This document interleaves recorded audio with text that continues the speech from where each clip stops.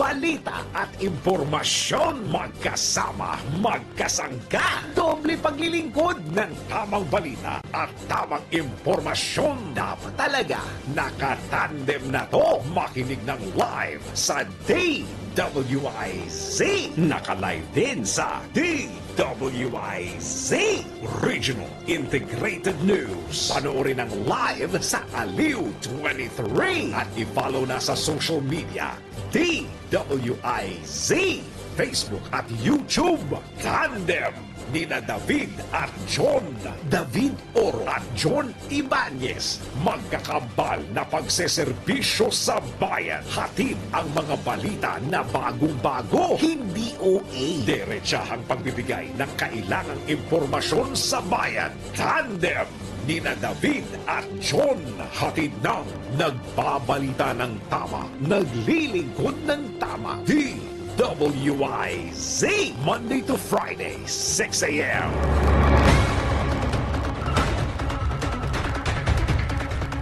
Balikan na po natin ang una ng mga balita ngayong pong araw na ito ng Lunes sa Tandem. Tandem! Hiling na taas presyo sa ilang pangunahing produkto o bilihin, aprobado na nag-TTI. Tandem! Isang araw bago ang Translasyon 2024, mga deboto dagsana sa Quiapo Church. Manila City Government, all systems go na. Tandem! Dating Pangulong Duterte itinanggi ang destabilization plot laban sa Marcos administration. Tandem! Investigasyon sa anomalya sa PUV Modernization Program. Aarangkada na sa Kamara sa Miyerkules. Tandem! Sa balitang pangkalakalan, foreign direct investments ng Pilipinas umabot na sa $5.88 billion. Tandem! Balita sa ibayong dagat, 11 katao patay sa panibagong pag-atake ng Russia sa Ukraine. Tandem! Kita naman sa mundo ng showbiz, kita sa takilya ng mga pelikulang kalahok sa MMFF. Umabot na sa may 1 bilyong piso. Pagpapa o extension o yung pagpapalabas sa sinihan, extended. Tandem!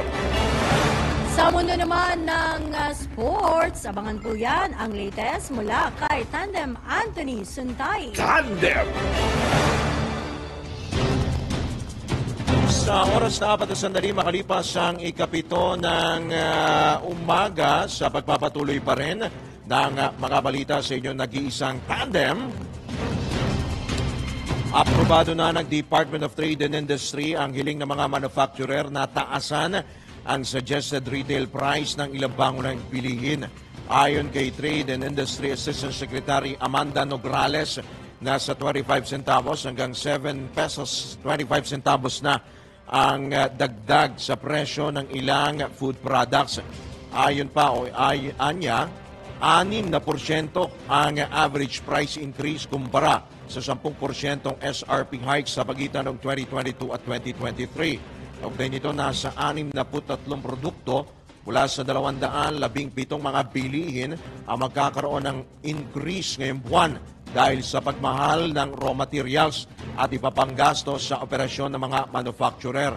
Kabilang sa mga produktong magkakaroon ng dagdag presyo, ang mga dilatang sardinas, gatas, kape, tinapay, instant noodles, bottled water, processed canned meat, mga corned beef, canned beef at mga pampalasa sa pagkain, mga condiments, at tataas din ang presyo ng sabon, kandila at baterya.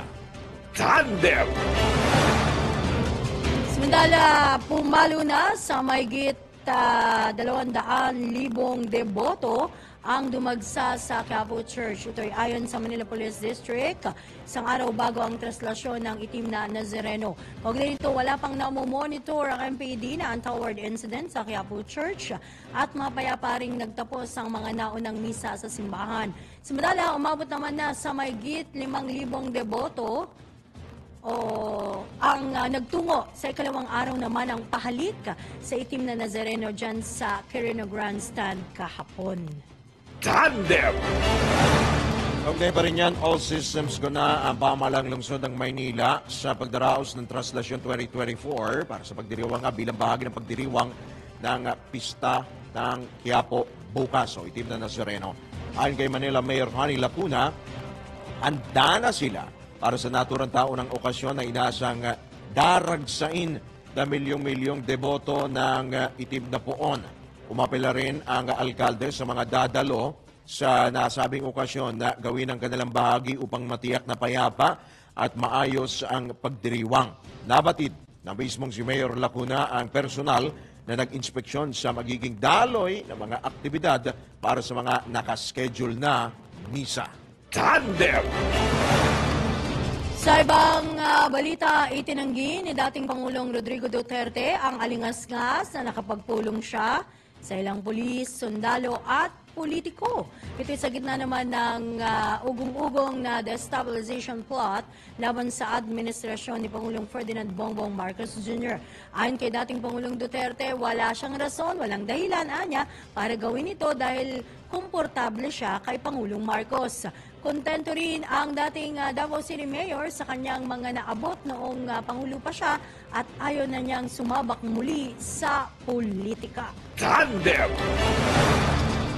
Sa iba pa rin paksa ng mga balita, iimbestigahan na sa Miyerkules ng House Committee on Transportation ang ulat na may katiwalian umano sa pagpapatupad ng Public Utility Vehicle Modernization Program. Ayon kay Antipolo City Representative Romeo Acop, chairman ng nasabing komite, kinukuha na niya ang pagsang-ayon ng mga miyembro ng nasabing komite para isagawa ang motu proprio investigation sa Miyerkules, Enero 10. Tugunan niya ito sa panawagan ni House Speaker Martin Romualdez sa komite na alamin kung may katotohanan ng umano'y irregularidad sa programa na inilarga ng nakaraang administrasyon. Inilinaw din ng mambabatas na kahit walang resolusyon na privilege speech na nananawagan para sa naturang pagsisiyasat, maaari nilang gawin ang investigasyon alinsunod sa Section 2 ng House Rules of Procedures Governing Inquiries in Aid of Legislation. Una ng tinukoy ng House Speaker, ang mga kasalukuyang transport officials ay nakipagsabwatan sa mga dating opisyal ng DOTR para sa negosasyon ng importasyon ng mga modern jeepney units para palitan ang mga luma at tradisyonal na jeep. Tandem! Samantala, balikan natin ang mga posibleng kaganapan pa rin kaugnay sa pista ng itim na Nazareno.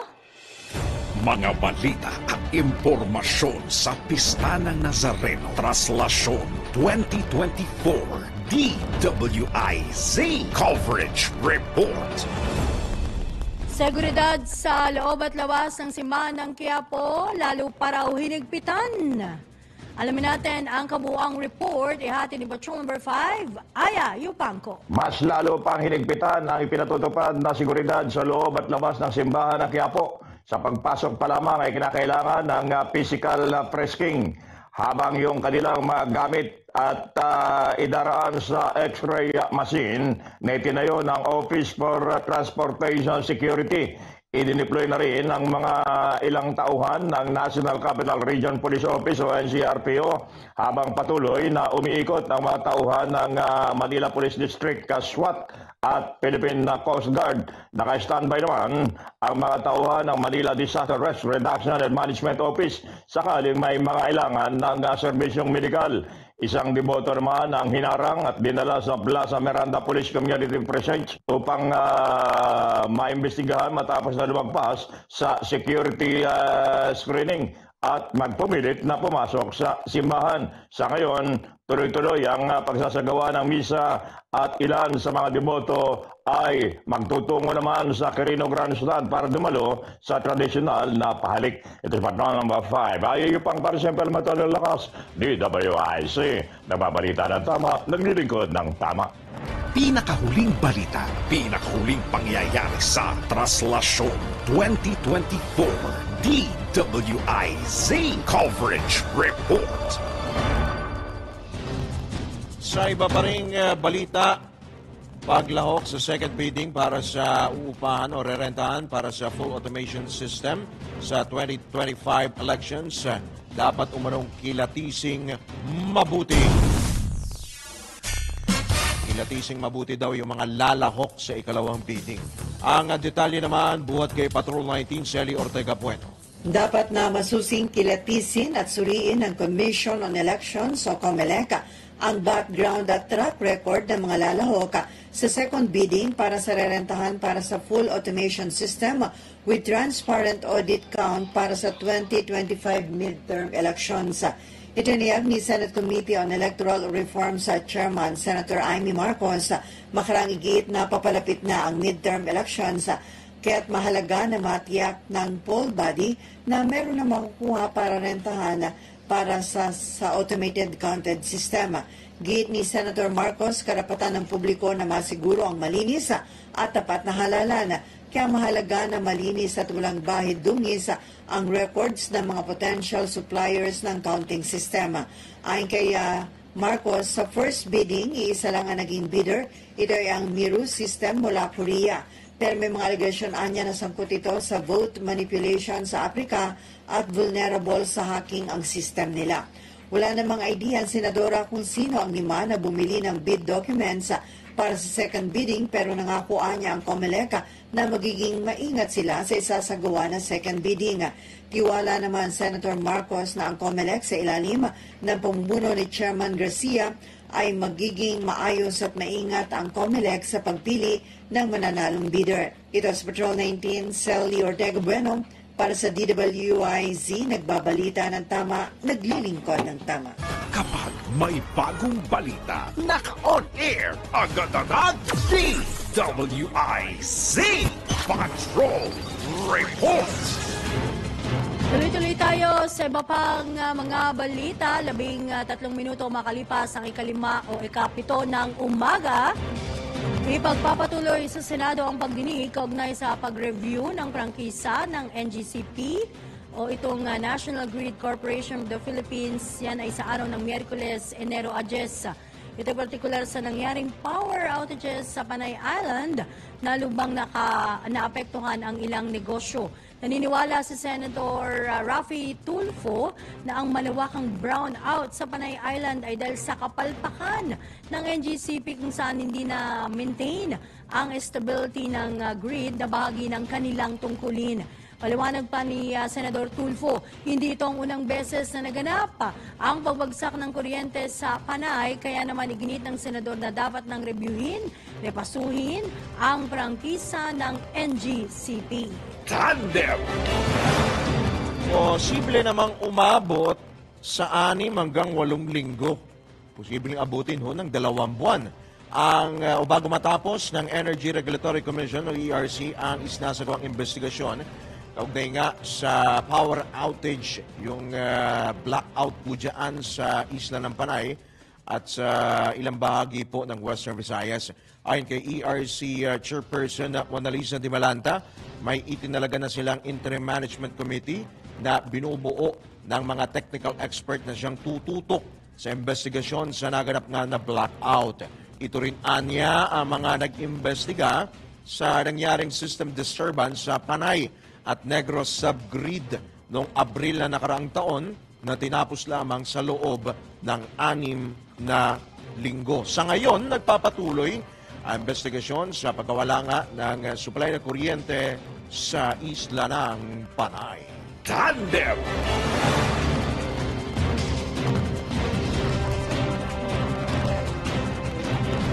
Sa kaugnay pa rin balita, nagkakasakit na ang mga residente sa Iloilo dulot naman ng matinding blackout sa Western Visayas. Ayon ito kay House Deputy Majority Leader at Iloilo 1st District Representative Janet Garin, apektado rin ng brownout ang ekonomiya at kabuhayan ng mga mangingisda maging ang mga negosyo.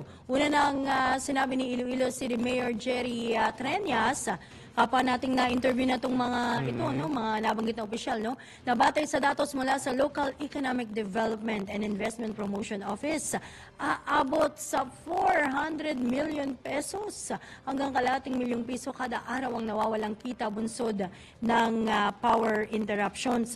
Dahil dito, inaasahan ni Congresswoman Garin na mapapanagot ang mga responsable sa naturang blackout. Kinasigurin ng mambabatas ang batuan ng CC o pagtuturuan Yan na nga. ng National Grid Corporation of the Philippines at ng power generators. Yun na. Aha, at tabayanan ho natin yan sa Miyerkules kung sino ang magigisa, kung sino ang mapuputukan. Malalagay sa spotlight. Spotlight. Oh, Kung spotlight, brown out brown na. out nga. Limelight na lang. Limelight. O sige. Diba? Kung sino nga ho ba ito nga bang Mapuputukan. Yun na. mapuputukan, Mas maganda yun, Department of mapuputukan. Energy, Energy Regulatory Commission, NGCP, at yung mga power, Power generators. So, apat ho yan. May pang-5 pa pala yung, of course, yung mga apektado, yung mga Siyempre, LGU. oo. So, kailangan po yung matutukan. At take note, Ate Juday, Yes. hindi lang sa Panay. Kasi sa Mindoro, di ba? Occidental Mindoro. Occidental Mindoro. Pupugak-pugak din yung supply ho ng kuryente. Ako. Oo. So dapat humatutukan. Yaman din lamang na si Senator Raffy Tulfo ang chairman ng committee, Senate Committee on Energy. Tandem! Oras na 17 sandali makalipas ang ikapito ng morning sa pagpapatuloy pa rin ng ilang pang mga paksa ng mga balita. Walang kinalaman si Pangulong Ferdinand Marcos Jr. sa isinasagawang investigasyon ng International Criminal Court o ICC kaugnay sa war on drugs ng nakaraang administrasyon. Ito ang nilinaw ni dating Pangulong Rodrigo Duterte sa gitna ng mga umuugong na balita na nasa Pilipinas na ang mga ICC investigator. Ayon kay dating Pangulong Digong, wala nga kinalaman si PBBM at matagal lang nangihimasok ang ICC sa soberanya ng bansa o ng mga bansa maliban sa Pilipinas. Sa ngayon, wala umanong pakialam si dating Pangulong Duterte kung nasa bansa na ang mga opisyal ng ICC upang mag-imbestiga sa mga nangyayaring pagpatay sa ilalim ko ng kanyang administrasyon na may kaugnayan sa anti-drug operation. Tandem!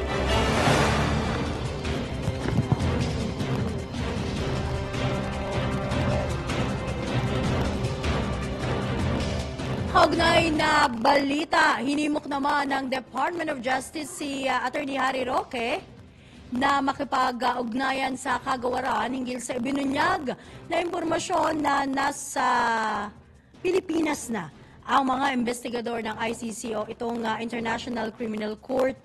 Ayon kay Justice Spokesperson o DOJ Spokesperson Attorney Miko Clavano, hindi pa nila nakakausap itong si Attorney Roque kaugnay sa issue. Subalit, may mga hawak na itong impormasyon na kaya dapat itong makapagtulungan sa DOJ.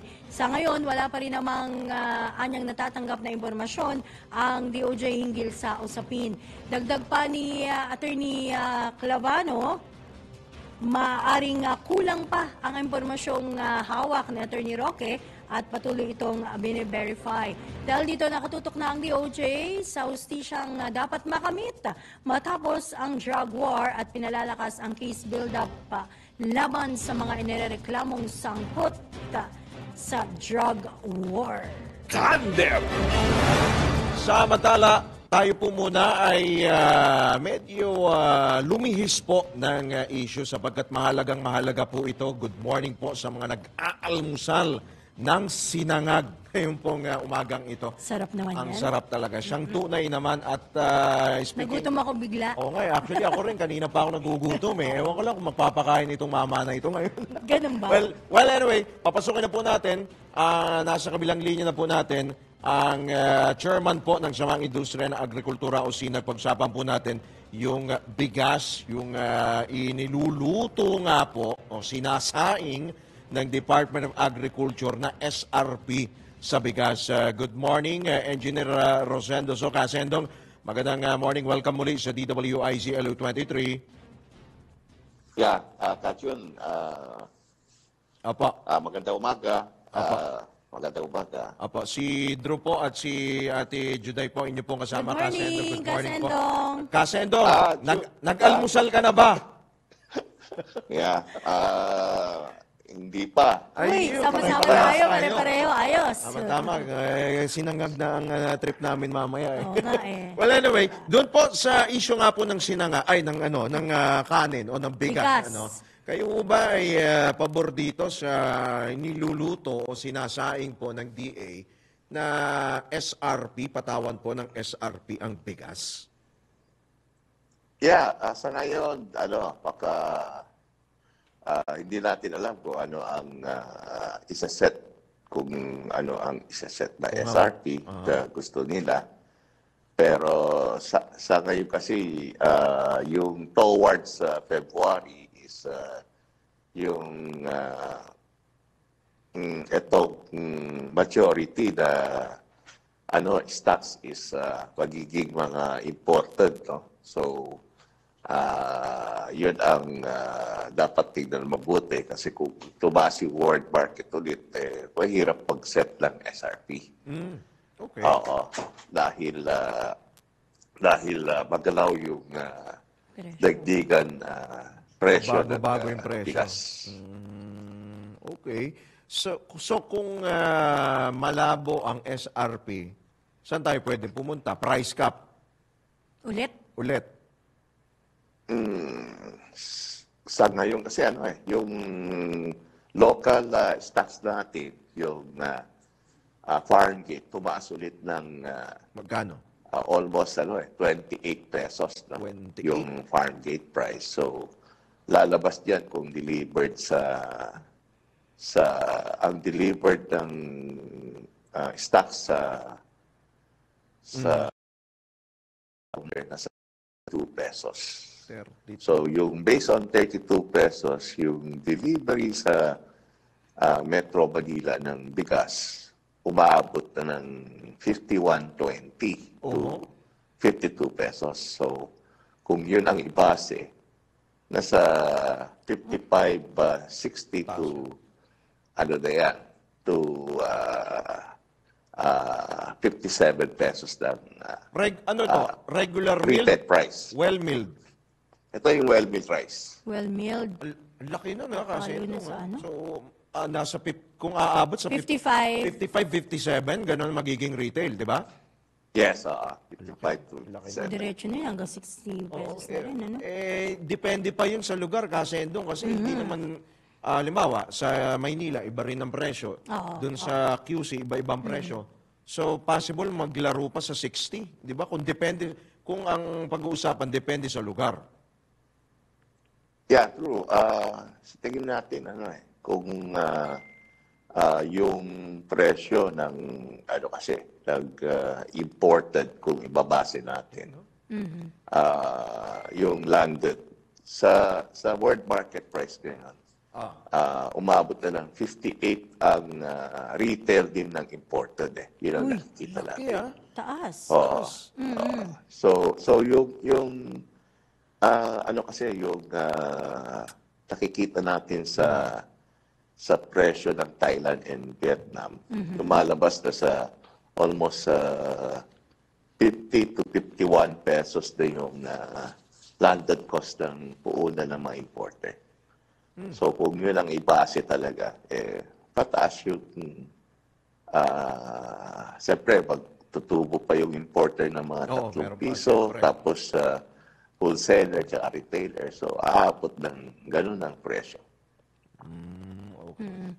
So, ano nang pwede natin gawin sa mga panahong ito, Kasendong? Nako, because ito yung ilan lang sa mga panukala, no? Yun nga, yung SRP. Pero ano ba yung pinaka-epektibo sa tingin nyo, sa inyo pong monitoring, sa inyong grupo dyan sa SINAG, Engineer So? So far, yung itong bigas talagang hirap tayo, no? Dahil naging dependent tayo dun sa importation for the past year. So, ito is yung direction naman ng atin DA, headed by Secretary Chu Laurel, medyo dapat lumawak yung ating production. So, siguro yun ang magandang direction pero hindi ka ganun kabilis yan. Yun ang nakikita natin. At least ito administrasyon ito is sinusulong yung more local production. Yun ang magandang Local production. yun ang magandang news naman. And sa tingin naman natin ito is hopefully itong next quarter medyo bumaba ng konti. Considering, Sendong, merong El Nino, Oo. kasi may mga lugar na sasabing tatamaan ng tagtuyot, lalo sa may Nueva Ecija, Yan, yung Central Luzon, Cordillera, at sa iba pang lugar.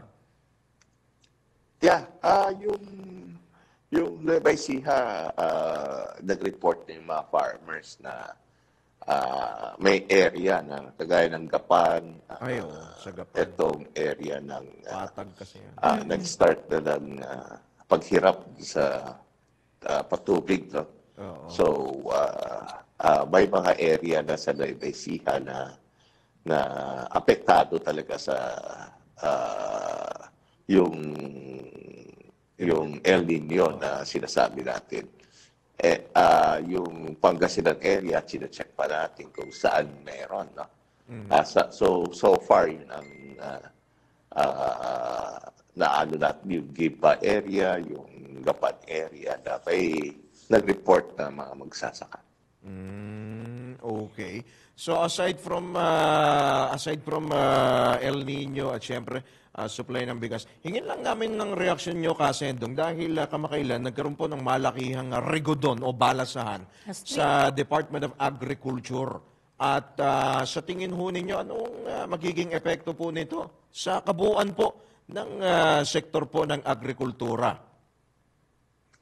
Yeah, ang tingin naman natin is siyempre, ang bagong secretary gusto niya is may mga tao na sa taas na bago siyang kasama. So welcome naman yun.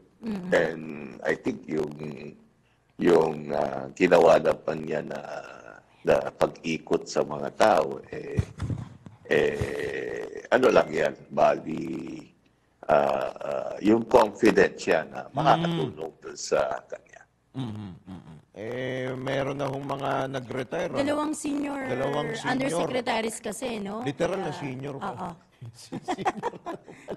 Si Ding, no? Si Yusek Ding Panganiban, nag-ano na pala, retire. Pati si Yusek Yocadio Sebastian, Kasendong. Yeah, I think si Yusek Sebastian February pa yata Auno pa, sa Auno. Pero parang bahagi siya nung may parang Yung kasama siya dun sa, advisors ni Secretary technical Ilaw. advisor. So, advisor pa rin ba siya? O kahit mag-retire siya, pwede pa rin naman. Baka, consultant, siguro, Consultant siguro. Engineer So. Yeah, pwede naman, di ba? Hindi naman kailangan na nasa ano pa siya, department, maski consultant. Okay. Baka meron pa ho kayong mga gusto pong ipanawagan, Kasendong, bago ho namin kayo bitawan, lalo na po yung or mga panawagan ho sa atin. Uy, lalo na sa mga Pilipino, yung bigas, Bigas. Pwede pa rin mag-only rice, Well, engineer? yun ang sana susunod ko. Pwede pa ba, Kasendong? Hindi, pinipigil ko yung sarili ko, pero ako ho talaga ay go for only rice. Kaya pa ba, Kasendong? Yeah. Ngayon, ang ano natin is siguro yung tulungan natin yung mga vegetable farmers, no? Kasi Ayan. nakita natin yung presyo ng Carrots. Carrots, grabe. Si pamigay na lang, ano? Itong mga cabbage, mga Grabe naman. broccoli, mga yan. Malaking binaba yung presyo ng mga vegetable, no? So, siguro yun ang isang mag-veggie tayo para matulungan ang ating Pero gusto ko pa rin, magsasaka. engineer, may kanin. May kanin pa rin. Kung chop suey yun, engineer, din masarap din sa kanin. Dapat mura chop suey ngayon. Oo, di ba? Oo, yeah. I mean, ito yung production kasi ng ating gulay, nabanggit naman natin yan mga 2 months ago.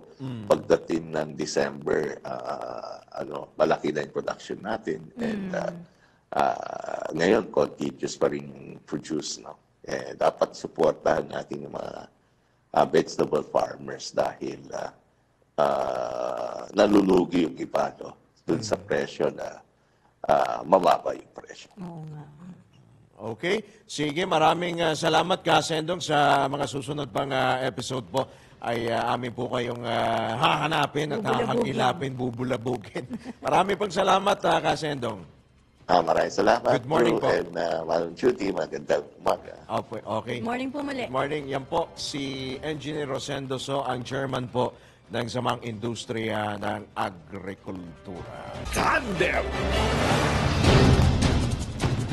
Balik tayo sa panibang bugso ng ating balitaan dito sa nag-iisang tandem ngayong araw ng Lunes.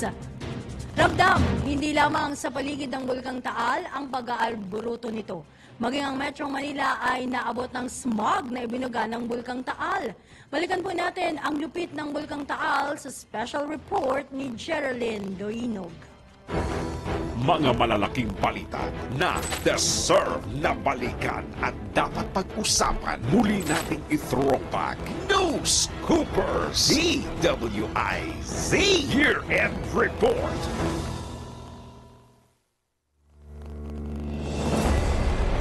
Isa ang Bulkang Taal sa mga aktibong bulkan sa bansa na matatagpuan sa lalawigan ng Batangas. Ang bulkan na ito ay itinuturing na isa sa pinakamaliit, ngunit isa naman sa pinakamahalagang bulkan sa bansa. Dahil sa kanyang makulay na kasaysayan at malupit na aktibidad, ang Taal ay isa sa mga pangunahing atraksyon sa Pilipinas at nagbibigay daan para sa pag-aaral ng mga siyentipiko hinggil sa mga aktibidad nito. Kilala ito sa kanyang magandang crater lake kung saan matatagpuan ang isang mas maliit na bulkan na tinatawag na Volcano Island.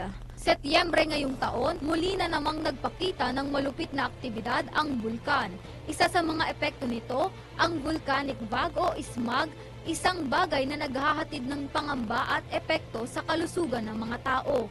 Nagdulot ito ng pag-aalala sa mga komunidad at nagsilbing hamon sa mga otoridad sa kalikasan at kalusugan. Bandang alas 10 naman ng umaga noong 15 ng Setyembre, naobserbahan ng Philippine Institute of Volcanology and Seismology o PHIVOLCS ang volcanic smog sa Taal. 21 ng Setyembre, sinuspindi ang klase sa lahat ng antas sa pribado at pampublikong mga paaralan sa Batangas dahil sa smog o fog na nagdudulot ng pangamba sa mga residente sa maraming lugar. Kinabukasan 22 ng Setyembre, ikinabahala ng mga lokal na pamahalaan ang presensya ng volcanic smog o fog dulot ng patuloy na pagbubuga ng asupre o sulfur dioxide ng Taal Volcano na naging dahilan upang bumalik sa online classes at distance learning ang mga mag-aaral. May mga eskwelahan ding nagsuspinde ng klase maging sa maraming lugar sa Kalakhang, Maynila at iba pang parte ng Region 4A o Calabarzon. Habang tumatagal ang pagbubuga ng fog ng bulkan, may mga nakaranas ng health issues na sinasabing hindi bababa sa 500 ang bilang. Gayunman, ayon sa Department of Environment and Natural Resources o DENR, maaaring hindi galing sa Taal ang usok na nakita sa iba't ibang lugar sa Metro Manila. Senegundahan ito ni PHIVOLCS Officer in Charge Dr. Teresito Bacolcol sa pagsasabing nagkakaroon talaga ng smog tuwing pumapasok ang malamig na panahon. Sa ngayon, nananatiling nakataas ang Alert Level 1 sa Taal Volcano. Sinabi naman ni Bacolcol na hindi pa nila masabi kung kailan magtatagal ang pagbubuga ng sulfur dioxide o asupre ng Taal. Hanggat patuloy aniyang nagbubuga ng usok ang Taal, nananatili pa rin ang panganib na dala ng bulkan. Pakinggan natin ang pahayag ni PHIVOLCS Director Teresito Bacolcol. As long as Taal Volcano is emitting sulfur dioxide, the threat is always there. And ngayon, kung tatagal ba ito, this is mahirap pong sabihin kasi prior to 2020 eruption, wala pong sulfur dioxide na ini-emit yung Taal Volcano. It was only after 2020 na malakas yung pagbuga niya ng sulfur dioxide. And kung titingnan natin po, when we compare this to similar post-eruptive degassing ng isang bulkan sa Japan, Miyakijima, in 2000. 5 taon po ang inabot bago unti-unting nawawala po yung sulfur dioxide. So, kailangan talagang mag-prepare yung mga kababayan natin around Taal Volcano as this will be a recurring threat. Fortunately, yung mga LGUs po natin have been dealing with this for the last 2 years and they are quite prepared for this. Meron silang very active barangay, municipal and city health centers na nagre-responde po sa distress calls from their citizens that have been overly exposed to sulfur dioxide. Samantala, nabanggit din ni PHIVOLCS OIC Dr. Teresito Bacolcol na nakapagtala ang Taal Volcano ng record high volume na pagbuga ng asupre na nangyari sa loob lamang ng 1 taon. Noong nakaraang buwan, nasa kabuoang 9,762 tons per day ang na-monitor na volcanic sulfur dioxide ng ahensya na lumabas mula sa Taal Main Crater. Ayon kay Bacolcol, ang Pilipinas ay nasa ilalim naman ng Pacific Ring of Fire, kaya't normal na ang pagkakaroon ng pagyanig at pag-aalboroto ng bulkan. Kaya naman, mahalagaan niya na makiisa sa quarterly earthquake drills na pinangungunahan ng National Disaster Risk Reduction and Management Council o NDRRMC. Para sa News Scoopers, DWIZ Year-End Report, ako si Geraldine Doinog, nagbabalita ng tama, naglilingkod ng tama. This special is presented by PAGCOR, also brought to you by PhilHealth, PCSO, hindi umuurong sa pagtulong, at Herbalaya. Herbalaya, amoy nakaaya-aya, sa bawat pahit ay ginhawa. Tandem! Sa pagpapatuloy pa rin ng ilang mga balita, tanggap tayo ng isa pang report. Pagbabantay upang mapanatili ang kayusan at kapayapaan sa lungsod ng Quezon, paiigtingin ng QCPD. Detalye ihatid ni Patrol 30 Jelly Mendez. Mas paiigtingin ng Quezon City Police District ang kanilang pagbabantay upang mapanatili ang kaayusan, kaligtasan at kapayapaan sa kanilang nasasakupan. Ito ang ipinangako ni QCPD Director Police Brigadier General Rodrigo Maranan kay Quezon City Mayor Joy Belmonte na hindi titigil ang kapulisan sa pagmamonitor sa bawat sulok ng lungsod. Kasunod ito ng New Year's Call na tradisyonal na ginagawa ng QCPD para magbigay galang sa lider o alkalde ng lokal na pamahalaan. Kasama ni Director Maranan sa pagbibigay pugay ang buong puwersa ng command group, mga chief ng directoral staffs at mga station commanders ng Police Station 1 hanggang 16, kabilang na ang iba pang opisyales ng QCPD. Pinasalamatan din ng QCPD official ang walang sawang suporta na ibinibigay ng QCLGUs sa mga programa at proyekto ng QCPD para sa matagumpay at maayos na pagpapatupad ng batas, mapanatili ang katahimikan at kaayusan sa lungsod at iangat ang kapakanan ng bawat mga Pilipino. Ito si Patrol 30 Jelly Mendez nag-uulat para sa impilang may todong lakas sa DWIZ, nagbabalita ng tama, naglilingkod ng tama. Kapag may bagong balita, naka-on air, agad-agad, DWIZ Patrol Report! Samantala, hinimok ng Energy Regulatory Commission ang publiko na gumamit ng solar home system sa gitna ng pinangangambahang epekto ng El Nino sa darating na summer season. Ayon kay ERC Chairperson Manalisa de Malanta, pinadali na nila ang pagkuha ng permit ng solar panels sa mga residential area. Dagdag pa ni Chairperson de Malanta, katuwag ng ERC ang mga lokal na pamahalaan sa pagtatatag ng one-stop shop nito.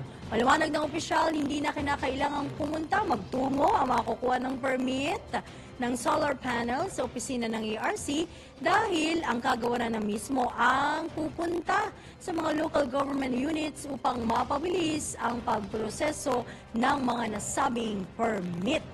Tandem! Samantala, posibleng umabot sa 56 na probinsya sa bansa ang maaapektuhan ng El Nino phenomenon. Ayon sa Pag-asa, sa pagtatapos pa lamang ng kasalukuyang buwan, 14 na lalawigan na inaasang makararanas ng dry spell. Kabilang na rito ang mga ilang lalawigan sa Northern at Central Luzon, gaya ng Benguet, Ilocos Norte, Ilocos Sur, Cagayan at Nueva Ecija. Kaugnay nito, hindi bababa sa 27 probinsya ang maapektuhan ng El Nino sa susunod na buwan, habang posibleng sumirit pa sa 44 pagsapit ng Marso at maaaring umabot sa 56 na lalawigan naman pagsapit ng Abril. Tandem! Tandem! Updates at inside stories sa iba't ibang sports. Ito ang Real Sports. Real Sports ni Anthony Suntay. Mahilig ka ba sa sports betting habang nanonood ng laro? Narito ang Arena Plus. Manalo at manood ng live kahit saan. May libreng 50 pesos bonus pa sa unang pag-register. Arena Plus, ang official sportsbook partner ng FIBA Basketball World Cup 2023. Kasama pa ang astig sa court na si Jordan Clarkson as official endorser ng Arena Plus. Sa Arena Plus, astig sa sports. Keep it fun. Game responsibly. Download Arena Plus app now in App Store or Google Play. You can watch it also on arenaplus.ph. Sa Arena Plus, astig sa sports. Oh, ano yan? Share naman. Dad was telling me about the Toyota Innova. Oh? Han, I like the features kasi mukhang sporty yung exterior at premium yung interior. Oh, I heard meron din reverse cam and clearance and back sonar sa V&G grades. So convenient. Plus may Apple CarPlay and Android Auto with the E-grade, so I'm super excited. I'm telling you, this premium MPV works for families and big groups. So what are you waiting for? Visit www.toyota.com.ph to know more. Magandang umaga. Nanalo ang Barangay Ginebra kahapon sa Northport 103-93 at buhay pa ang kanilang pag-asa makakuha ng twice-to-beat advantage sa PBA Commissioners Cup Playoffs. Kumana sina Japet Aguilar, Tony Bishop, Scotty Thompson at Maverick Ahanmisi sa fourth quarter para makalayo sa Batong Pierre. Si Bishop nauna para sa Kings na may 26 points, 11 rebounds at 5 steals kahit na hindi pa siya sigurado makakalaro dahil sa may iniindang injury. Ang sabi ni Coach Tim Cone, he banged up his knee in practice. There's some swelling, but all the ligaments are intact. So it's just a matter of maintenance, icing it down, keep the swelling out, and hopefully, it'll be okay. Jamie Malonzo at Christian Stan Hardinger may tig 17 puntos para sa Ginebra at tumulong din si Aguilar with 15 points, Ahanmisi 13 points, at Stanley Pringle 10 points.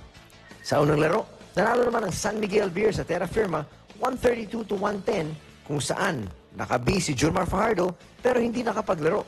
Ang sabi ni Coach George Gallant, Junmar is doing good. He's recovering well and if the doctor gives him the go signal, he can play in our next game against Blackwater. Para sa Real Sports na po, si Anthony Suntay. Sa wakas, nandito na ang pinakaabangang Paskong panalo ng Clean Fuel. Gas up worth 1,000 pesos of fuel products, single or accumulated receipt, and get a chance to win a brand new Toyota Raze, Vespa motorcycle, 1-year free fuel, and many more. But wait, there's more! Sa kada karga tuwing Sunday, simula ng promo, may Sunday double your raffle entry ka pa. Kaya mag-download na ng bagong Clean Fuel Rewards app. Dahil sa bawat karga mo, siguradong panalo ka. Promo period, November 10, 2023 to Feb 22, 2024. Per DTI Fair Trade Permit Number, FTB 179864, Series of 2024. Mula sa Photon, ang malakas at dumadagundong na Photon Thunder Pickup. Mapapalingon ka sa tikas at porma. Photon Thunder Pickup, lakas na, mata. May reverse camera, touchscreen infotainment at electronic parking brake, leather seats at alloy wheels. Ang starting SRP ay 980,000 pesos only. Punta na sa pinakamalapit na Photon dealership o mag-message sa Photon Philippines Facebook page para sa iba pang detalye. Photon Motor Philippines, 16 years of empowering the Filipino business. Mukhang kailangan ko na naman palitan ng bubong ko, pare. Mag-iisang taon pa lang yan. May tulo na kagad. Ay, bossing! Baka naman kasi hindi matibay yung ginamit nyo. Dapat ang gamitin mo ay Cherry Loom. Ang yerong aluminum. Basta yero, Cherry Loom. Tibay protektado sa pangmatagalang yero. Real Sports ni Anthony Suntay sa DWIZ 882. Tandem! Balitang pangkalakalan. Naungusan na ng Pilipinas ang Malaysia at Thailand sa foreign direct investments nitong unang tatlong quarter ng 2023. Ito ayon kay Trade and Industry Undersecretary Seferino Rodolfo ay makarang umabot sa $5.88 billion ang FDI inflows ng Pilipinas. Kumpara ito sa $4.99 billion na FDI ng Malaysia at $4.44 billion ng Thailand. Gayunman, bumaba sa 15.93% ang net FDI inflow ng Pilipinas mula Enero hanggang Setyembre noong nakaraang taon. Tandem!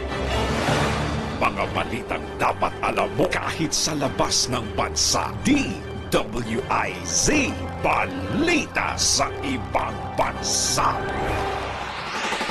11 katao ang nasawi sa pamamaril ng Russia sa lalawigan ng Donetsk dyan sa Ukraine. Ayon kay Regional Governor Vadim Falashkin, kabilang sa mga nasawi ang 5 bata dahil sa missile ng Russian S-300 sa nabanggit na rehiyon. Sa ngayon, tikom pa ang bibig ng Russian officials hinggil sa pag-atake sa Ukraine. Bagamat, giit ng Ministry of Defense ng Russia na naging matagumpay ang pagpapabagsak nito sa 4 na Ukrainian missiles sa peninsula. Tandem! Ito na ang latest, bagong-bago, fresh na fresh. DWIZ Showbiz News. Nakapanood na ho ba kayo? Ikaw ba nakapanood ka? Hindi pa, pero maganda raw extended pa, diba? Oo, in-extend na nga. Ako nakapanood ako, isa pa lang. Isa pa lang? Gumbursa. Gumbursa. Maganda ba? Maganda. Pero maraming nagsasabi maganda rin yung rewind daw, nakakaiyak. Magdala ka daw ng maraming tissue. Oo, nakita ko rin yung Tsaka yung Firefly at saka yung When I Met You in Tokyo. In Tokyo. Eh, syempre naman Vilma Santos Ate B yun diba? Aking lolo at aking nanay, Vilmanians yan. Oo. Aldenya naman ako. Aldenya ka? Kasi hindi ko ba napapanood yung pelikula ni Nel Sharon Ay, nako. Pero Megastar.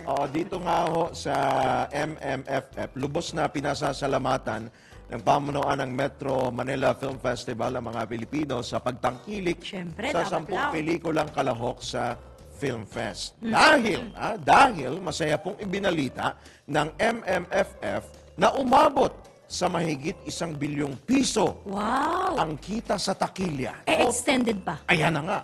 Total gross po ng 10 official entries po ng 49th Magaganda pala lahat MMFF. nga, Samantala, eto na nga, pinalawig ng MMFF ang theatrical run ng lahat ng 10 entry nito hanggang Enero 14 hanggang this week. This week, oo. Ang sakto para sa piyesta ng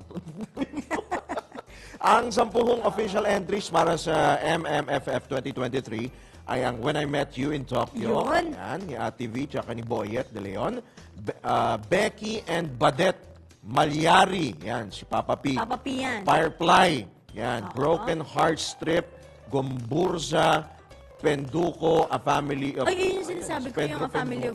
Penduko si ano yan? Si Matteo Guidicelli. Yung A Family of Two at syempre, yung binabanggit nga natin, yung rewind ng Dongyan. Uy, Kampon kasama rin. Ay, oo nga pala. Kampon. Sama nga pala. Kampon, ha? So, nakalimutan natin. Alright? Samantala, para naman sa ating good news, humingi ka daw ng ticket. Kanino kami hihingi? MMDA. Meron pa ba? Ang tanong. Good news! Unti-unti na nga pong nakakabangon ang turismo ng Sagada, Mountain Province, matapos maapektuhan ng pandemya bunsod ng kumalat ng virus. Ayon po sa Sagada Tourism Office, nakatulong sa pagbangon ng turismo ang maayos na public transportation, mga pasilidad at sari-saring pagkain sa naturang lugar. Batay po sa record ng Sagada, umabot sa mahigit 100,000 turista ang dumagsa sa lugar mula noong January hanggang nitong November 30 na mas mataas naman kumpara sa naitalang 48,761 noong 2022. Patok po sa lugar ang mga tuktok o mga tricycle na nagsisilbing public transportation upang mahimok pa ang mga turista na iwanan muna ang kani-kanilang sasakyan sa hotel upang mabawasan ang pagsisikip ng daloy ng trapiko. Isa rin sa dinarayo sa Sagada ang malamig na klima, syempre, at magagandang tanawin. Look at that. Wow! Ganda. Alright, at dyan po tayo pansamantalang nagpapaalam. Dito pa rin po sa nag-iisang tandem. Ngayon pong araw na ito ng Monday, Enero 8, 2023. Sa ngalan po ni na David Oro at John Ibanez, kami po ang inyong mga nakasama, Drew Nasino. Ako naman po ang inyong lingkod, Judith Estrada Larino. Nagbabalita ng tama. Naglilingkod ng tama.